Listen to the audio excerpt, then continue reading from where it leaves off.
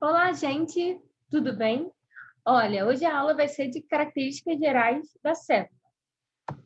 Bom, o que a gente vai abordar? A gente vai abordar a definição de citologia e célula, microscopia, diferentes tipos celulares, classificação das células, fazer uma revisão do que já foi dado, uma introdução aos inventórios celulares e exercícios. Bom, apresento para vocês células epiteliais da boca. Aí eu queria fazer uma pergunta. Qual é o nome da estrutura arredondada mais escura em cada célula?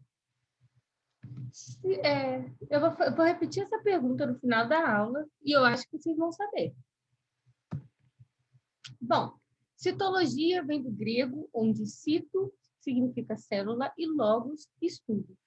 Portanto, citologia é o estudo da célula. E o que são células?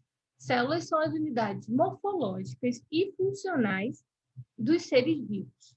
O ser vivo, ele precisa ter, para ser considerado ser vivo, ele tem que ser uma célula, tem que ter célula. Bom, a citologia abrange várias áreas, por exemplo, o estudo do metabolismo, onde a gente tem processos de anabolismo, que é a construção de moléculas mais complexas, por exemplo, glicose virando amido, celulose, glicogênio. A gente tem o catabolismo, que é a degradação dessas células complexas em células mais simples. Vou fazer um exemplo contrário, por exemplo, da proteína, onde ela é degradada em aminoácidos. A gente tem a bioquímica, que estuda os compostos químicos da célula. A gente tem o estudo do ciclo celular e o estudo da comunicação entre as células. Tudo isso abrange a área da citologia. O físico inglês Robert Woolf, ele criou seu próprio microscópio e ele analisou uma camada fina de cortiça. E o que ele visualizou? Bom, ele visualizou uma estrutura reticulada com várias câmaras. E ele denominou essas câmaras vazias de célula, que posteriormente virou célula. Só que aí, nesse caso, ele não tinha noção da definição de célula, que eu defini agora há pouco, como é hoje.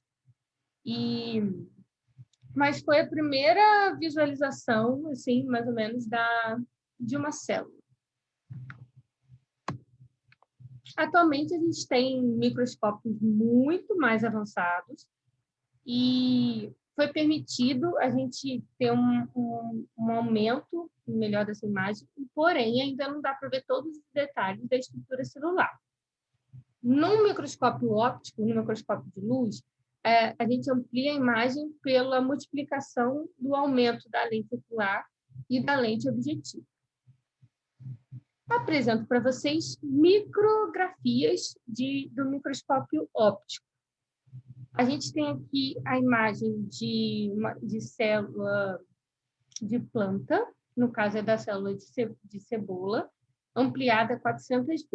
A primeira imagem é sem corante, onde a gente consegue ver os limites da célula através da parede celular, e a gente sabe que a célula ela possui dentro dela, o interior da célula constituído de citoplasma. Então, a gente consegue identificar o citoplasma. No citoplasma, que é uma estrutura gelatinosa, onde estão mergulhadas as organelas, o núcleo, com o envoltório nuclear, quer dizer, carioteca, no caso de eucarioto. Bom, quando se utiliza um corante de metileno, a gente consegue diferenciar essa estrutura mais escura, que é o núcleo, onde está um material genético com DNA, com todas as informações. Quando a gente coloca um corante vermelho, a gente consegue identificar também uma outra organela, que é o vacúolo, responsável por permitir também um equilíbrio osmótico e uma rigidez na célula da planta, na célula de planta. Bom, Atualmente, a gente também tem ainda microscópios mais avançados, que são microscópios eletrônicos, onde a gente consegue visualizar com mais detalhes as células. A primeira imagem, a gente tem o espermatozoide na microscopia óptica, e essas duas são do microscópio eletrônico.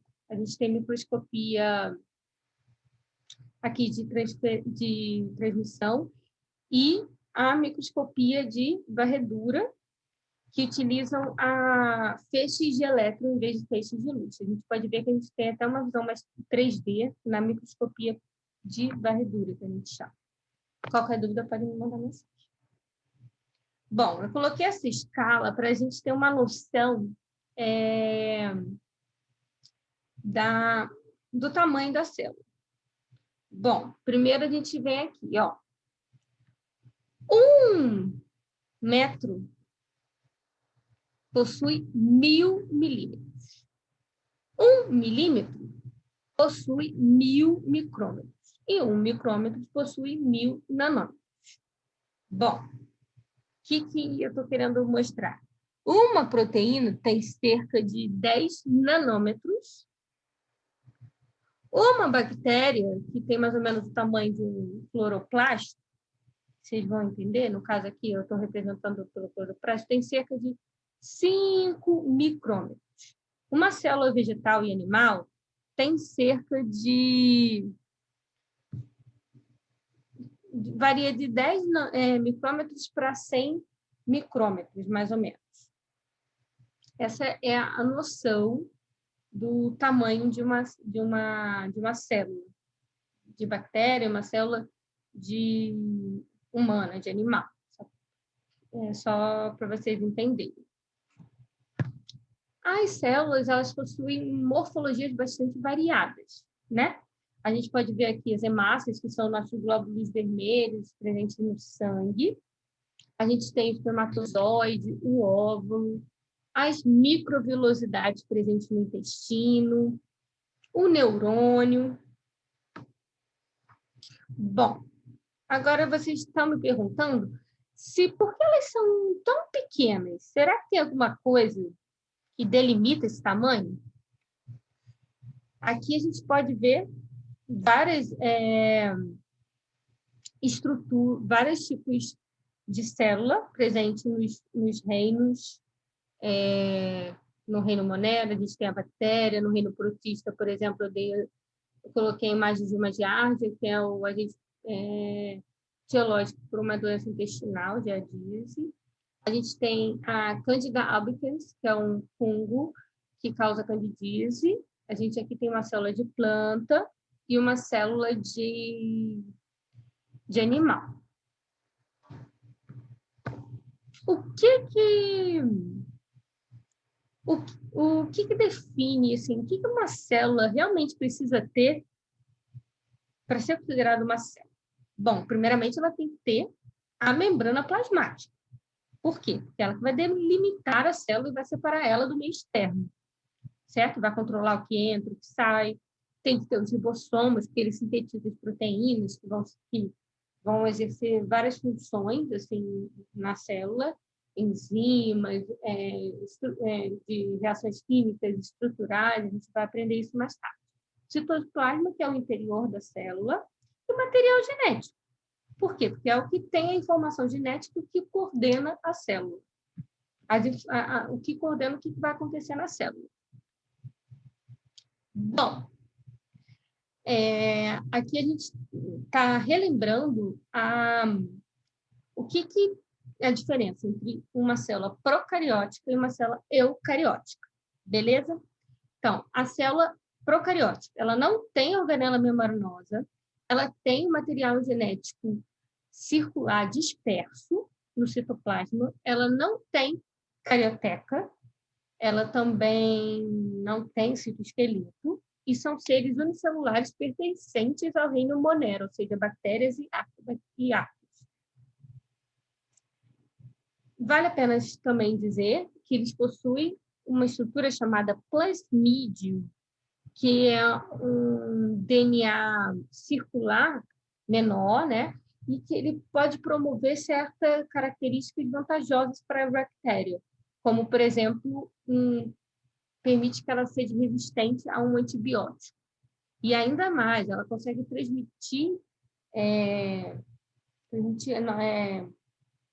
trocar esse material genético com outras bactérias, permitindo que aquela outra bactéria que não era resistente se torne resistente. Na célula eucariótica, bom, o que a gente pode dizer? Ela tem essas organelas membranosas, a gente tem o retículo endoplasmático, o complexo de Golgi, por exemplo. O material genético está dentro do núcleo com o carioteca, ou seja, dentro do núcleo com o endotório nuclear, protegido por um endotório nuclear. Existem seres uni- e pluricelulares como nós, são organismos pertencentes ao reino protista, fungi, plantae e animais. Agora, como é que surgiu a célula? Vocês vão dar isso, só queria dar uma visão para vocês. A Terra, há bilhões de anos atrás, ela não era como é hoje, né? Então, existia muitas erupções vulcânicas, retenções, por conta da gravidade, existia retenções desses gases liberados pelas erupções vulcânicas.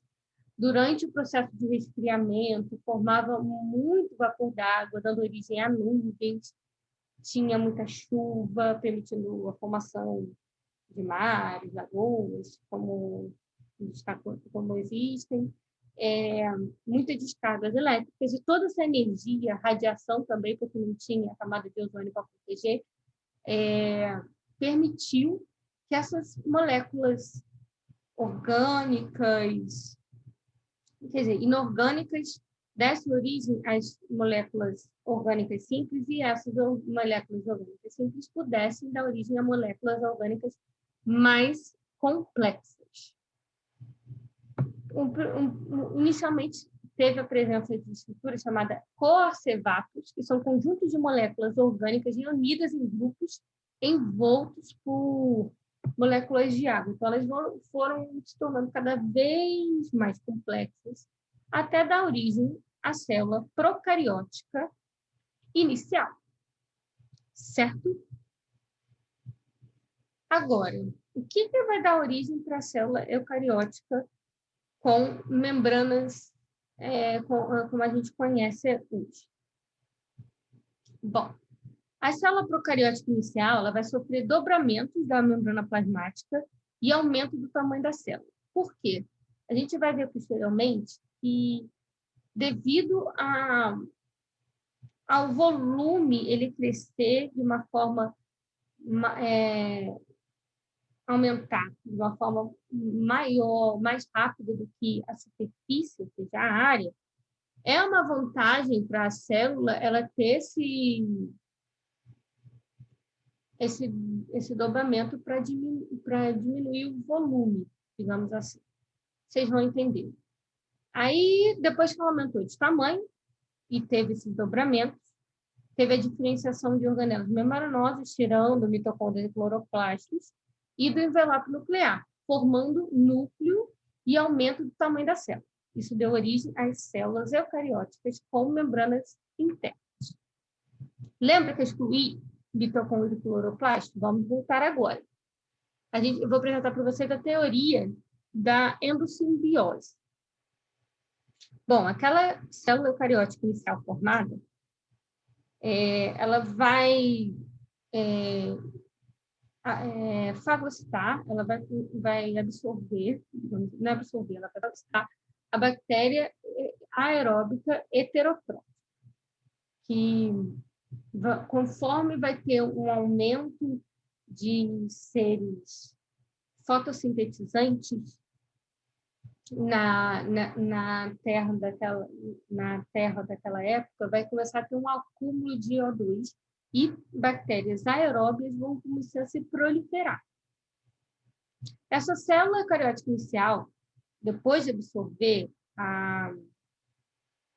depois de conseguir ter essa bactéria aeróbica heterotrófica, foi visto que tem muita vontade, foi adquirida muita vantagem, tanto para a bactéria quanto para a célula eucariótica. Por quê?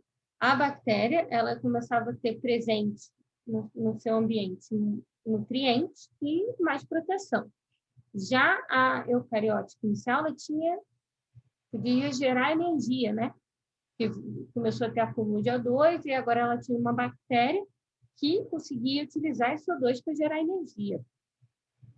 Aí ela começou a ter uma relação de simbiose e a mitocôndria não foi digerida e permaneceu. Bom, a célula eucariótica não fotossintetizante foi originada, né? E que permitiu a formação de alguns protistas, fungos e animais. Essa célula eucariótica não fotossintetizante, tá? Essa célula eucariótica com a mitocôndria, ela também fagostou uma outra célula, que é uma célula fotossintetizante, a cianobactéria, que também teve uma simbiose mutualística. Por quê? Porque essa célula produziu seu próprio alimento. Então, foi uma grande vantagem também para essa célula eucariótica. E aí, essa cianobactéria deu origem ao cloroplasto. E essas células deram origem à célula eucariótica fotossintetizante, como presentes em alguns protistas e plantas. Qualquer dúvida, vocês podem me mandar mensagem. Bom, eu fiz uma pergunta no início da aula sobre por que a célula tem um tamanho mais restrito e por que tem tantas membranas internas. Qual é a vantagem disso? Como a célula tem uma grande diferenciação na morfologia, eu vou imaginar que a célula tem essa estrutura de um cubo, tá bom? Vamos aplicar nossos conhecimentos de matemática para tentar calcular a superfície do cubo em relação ao volume. Bom, para calcular a área, a superfície, a gente tem que aresta vezes o número de faces. Ou seja, vai dar 6 ao quadrado.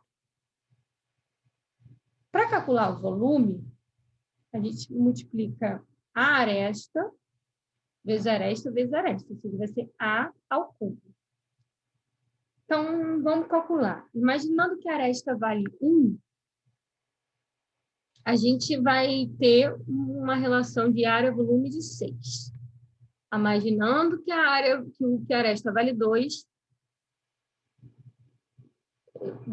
vocês podem fazer esse cálculo rapidinho através da equação que eu falei, 6A ao quadrado, A ao cubo.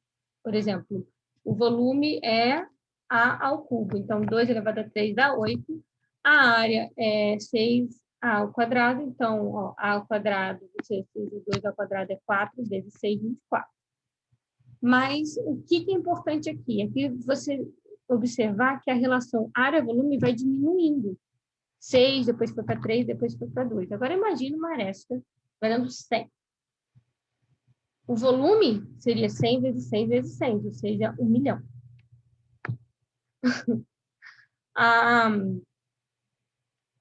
A área seria 100 vezes 100 vezes 6, ou seja, 60 mil. A diferença está bem grande agora, né? Então, a célula, temos que pensar que a capacidade da célula de absorver os alimentos será proporcional ao seu tamanho. Então, se uma célula cresceu somente 100 vezes, a superfície cresceu somente 100 vezes, automaticamente seu poder de recolhimento de alimento, de troca com o meio, se torna maior somente 100 vezes. Então, para ela conseguir fazer essas reações, as trocas com o meio ambiente necessárias para suprir uma célula daquele tamanho, daquele volume, a superfície não dá. Por isso que tem essa restrição do tamanho do volume, do tamanho da célula. Bom, agora vamos tentar entender a diferença entre uma célula animal e uma célula vegetal. Todos vão ter núcleo, nucleolo, retículo endoplasmático, retículo lítico, lisossomos, citoesqueleto, mitocôndria, citoplasma, ribossomos, complexo de Golgi e membrana plasmática. A gente vai dar cada um desses. Hoje eu vou fazer uma introdução e nas próximas aulas a gente vai dar mais detalhadamente. Mas o que tem que ter em mente é que na célula vegetal a gente tem o cloroplasto, onde ocorre a realização da fotossíntese, uma parede celular que permite resistência, que a célula animal não tem, e um grande vacúolo que tem reserva, a gente vai ver, mas ele permite também que a célula vegetal tenha maior equilíbrio osmótico. A célula animal ela tem centríolos, a célula vegetal não tem. Tem um vacúolo também, mas não se compara com o tamanho do vacúolo da célula vegetal. Bom, vamos agora falar um pouco mais do que cada uma dessas estruturas. A membrana plasmática está presente em todos os tipos de célula. Ela é formada por uma dupla camada de fosfolipídios, proteínas e açúcar. E tem uma função de envolver e proteger a célula, selecionar o que entra e sai na célula e comunicar a célula com outras. Então, ela é semipermeável e ela possui uma bicamada lipídica. Isso que tem que estar na mente de vocês. Ela é o portão de entrada. A gente tem um núcleo que armazena o DNA e é o centro organizacional da célula, que comanda praticamente todas as funções que a célula desempenhará. Isso ocorre porque o código genético presente no DNA funciona como uma receita, tem toda a informação genética para as estruturas que a célula produzirá ao longo da vida. A gente tem aqui o cromossomo e a dupla hélice de DNA, é da cadeia dupla de DNA. Onde tem os genes que codificam proteína, por exemplo. Bom, a gente também tem o retículo endoplasmático, que tem o retículo endoplasmático liso e rugoso. Vou começar com o rugoso. Ele possui a função de manter comunicação com a membrana do núcleo da célula. A membrana que compõe o retículo endoplasmático rugoso possui inúmeros ribossomos. E os ribossomos sintetizam proteínas, que futuramente terão seu transporte processado e, consequentemente, transformadas em enzimas no interior das cisternas, por exemplo. Um exemplo de proteínas são as enzimas, mas tem várias outras. O tamanho desse retículo endoplasmático tem uma função, é variável, assim como o liso. Esse tamanho pode variar segundo a função da célula. Por exemplo, no pâncreas, chama a atenção o desenvolvimento dessa organela, uma vez que ela precisa ser desenvolvida o suficiente para realizar a função secretora de proteínas. Assim, seja o retículo endoplasmático liso ou rugoso, ambos terão funções complementares no organismo. O liso, ele não possui ribossomo, se estende a partir do retículo rugoso e dispõe de uma forma mais cilíndrica.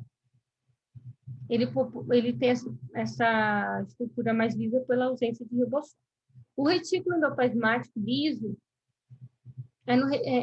produz gorduras, esteroides, fosfolipídios, e é nele que processos de modificação de moléculas ocorrem, a fim de facilitar a excreção. Eu vou explicar melhor ele nas aulas específicas de cada uma dessas organelas. É só uma introdução para vocês já terem ouvido. Ele também possui tamanho variado e, em caso de células que produzem hormônio, por exemplo, ela pode ser clinicamente desenvolvida. A gente tem os ribossomos, que são responsáveis pela síntese de proteínas na célula, independente do local onde os ribossomos estão, eles atuarão na síntese proteica. A principal diferença é que no destino dessas proteínas, os ribossomos presentes no citosol, eles produzem proteínas que são geralmente destinadas ao próprio citosol. Já os ribossomos ligados ao retículo endoplasmático, por exemplo, são São proteínas que serão inseridas em membranas e que possam ser empacotadas ou secretadas pela célula. A gente tem ribossomo, síntese de proteína. O complexo de Golgi é uma organela que se relaciona com uma série de funções importantes na célula. Dentre as funções exercidas, a gente tem processamento de lipídios e proteínas, empacotamento e endereçamento de moléculas sintetizadas na célula, fabricação de macromoléculas como polissacarídeos. A mitocôndria é o local onde ocorre a respiração celular, meio de obtenção de energia na célula. Nas cristas da mitocôndria é onde tem enzimas e também componentes que serão importantes no processo de respiração celular. E as células que consomem muita energia apresentam mitocôndrias com grande quantidade de cristas. Na matriz, como por exemplo o músculo, né? Na matriz mitocondrial encontra-se uma grande quantidade de enzimas que atuam na respiração celular, outras proteínas, material genético, lineal, material genético e ribossomos, porque ela parece muito a bactéria, né? Que a gente citou anteriormente, por conta da sua origem e daquela teoria da endossimbiose. O DNA encontrado nas mitocôndrias é muito semelhante às bactérias. É por isso que eu expliquei. Ele possui filamentos duplos e circulares, são sintetizados pela própria organela. Sua duplicação ocorre sem interferência do DNA nuclear. Os lisossomos são organelas envolvidas por uma camada lipídica dupla e possuem enzimas digestivas em seu interior. A principal função dos lisossomos é a digestão de moléculas orgânicas, como lipídios, carboidratos, proteínas e ácidos nucleicos. Parede celular. Ela confere resistência nas células vegetais. Os vacúolos são organelas que estão envoltas por uma membrana e possuem fluidos preenchendo seu interior. Suas principais funções são reservar substâncias como seiva, por exemplo, agem no turgor, ou seja, na tensão da célula, que permite que ela fique mais ereta, mais rígida.